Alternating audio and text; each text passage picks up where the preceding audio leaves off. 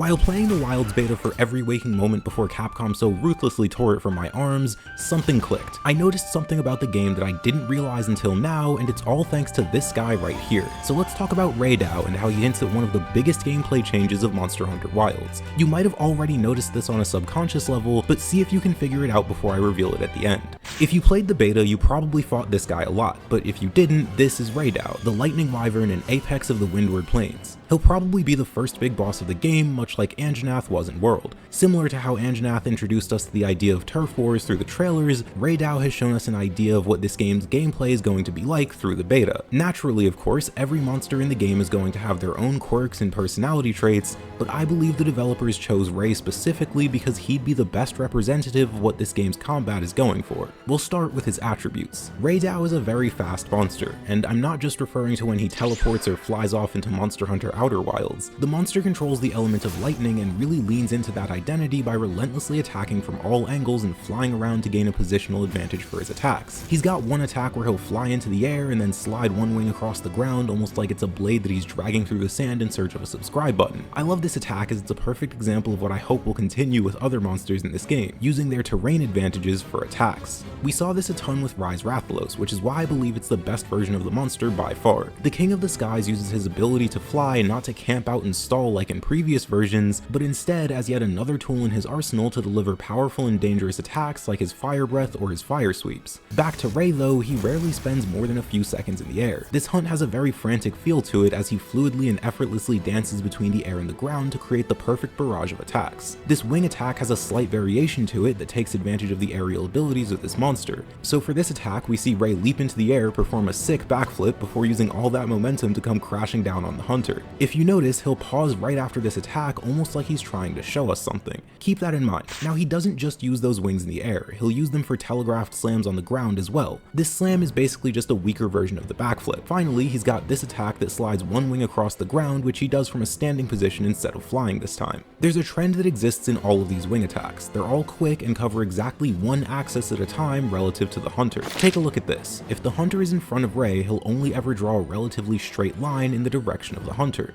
like this. So if you're the hunter, you only ever have to move slightly perpendicular to these wing attacks. That's an extremely important detail, so don't forget about it. Next, let's take a look at Rey Dau's signature element, lightning. He's got these lightning attacks like this one where he stabs his head into the ground while it's charged up with some lightning. This is a pretty low range attack with equally low cooldown. It's easy to dodge and it just hits one single point that he slammed down on. This head slam almost has a ranged version in his lightning bolt attacks. There are a ton of these, but they all follow the same general pattern. He'll charge up for a moment, then launch a straight focused beam of lightning at whatever he's pointing at. This is an extremely pinpoint attack that's really fun to dodge and block for that exact reason. He can do this multiple times in a row, and would you look at that, he's leaving himself wide open once again after that last big one. Okay, let's talk about the openings and one of Rey Dau's signature mechanics. You see these glowing blue parts? These are tiny crystals that Rey Dau will coat his wings with. If you break all of them, then much like Velkhana, he'll be stunned for a short while, allowing you to get some free hits in. Now remember that straight line thing from earlier? This is why it's so important. If you're close, you can take advantage of the fact that you can dodge these attacks without going too far away from the monster. You can use those openings to break the crystals on his wings and get a huge knockdown. Another one of those massive openings comes after his most powerful lightning strikes. He'll open up his horn antenna things and stand for a moment, presumably to cool off since he just discharged a full power lightning bolt from his head. If you use your focus strike here, you can actually get that full focus combo off and, once again, knock the monster down. However, this opening doesn't last long, so you need to get in pretty quick. Just like the wing slam opening, you're rewarded for being as close to the attack as possible while staying just out of its range. Now that we understand how the wing attacks work, the crystal mechanic, the lightning bolts, and the focus strikes, we can pretty easily see the trend.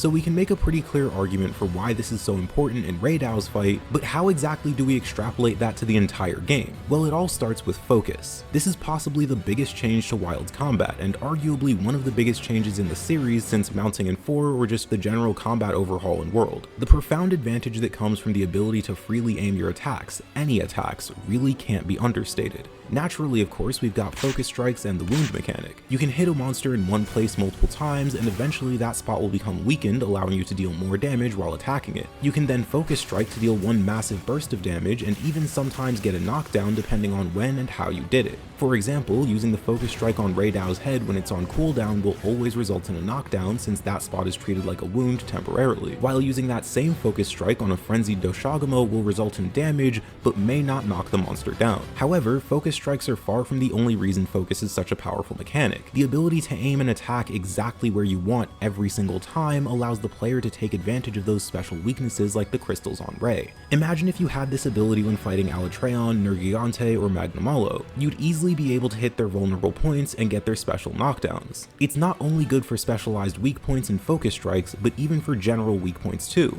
I know you've tried your best to block these memories out, but just think of how many times you've used your weapon's most powerful attack only to position it slightly off and end up hitting the wing or the back or the legs instead of the head. We've all been there, but focus totally changes that. Now we won't be able to blame anyone but ourselves for our lack of skill.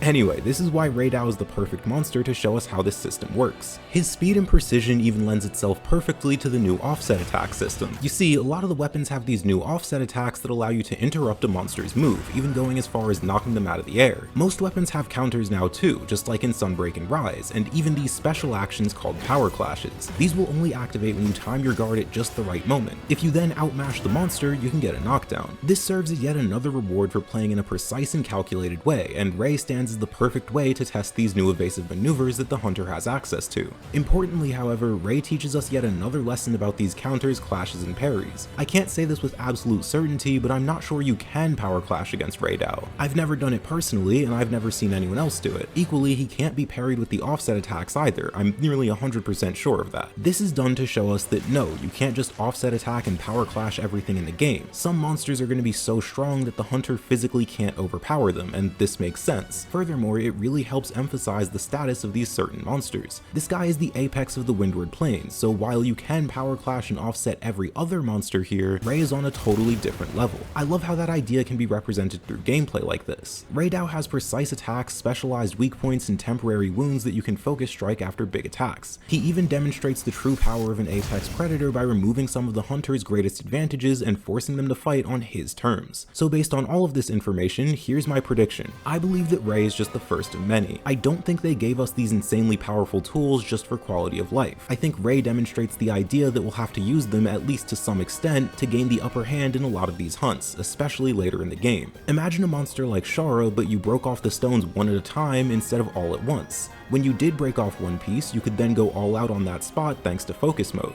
You could technically do this in the past, but now that we have such a powerful tool at our disposal, the monsters can really be designed around this significantly more precise combat. However, there will be monsters that flat out ignore some of our most powerful abilities and force us to fight on their terms. So that's my theory. We'll see more monsters that take the ideas that we've seen in the past, like Nergigante's spikes and Magnamalo's hellfire, but with an even greater degree of precision. We'll have to take advantage of focus mode and our new parries and counters while still respecting who and what these monsters are if we hope to come out on top. Now check out this video on how a forgotten mechanic totally broke Monster Hunter Iceborne, and press the button because I'll be making more Wilds videos soon.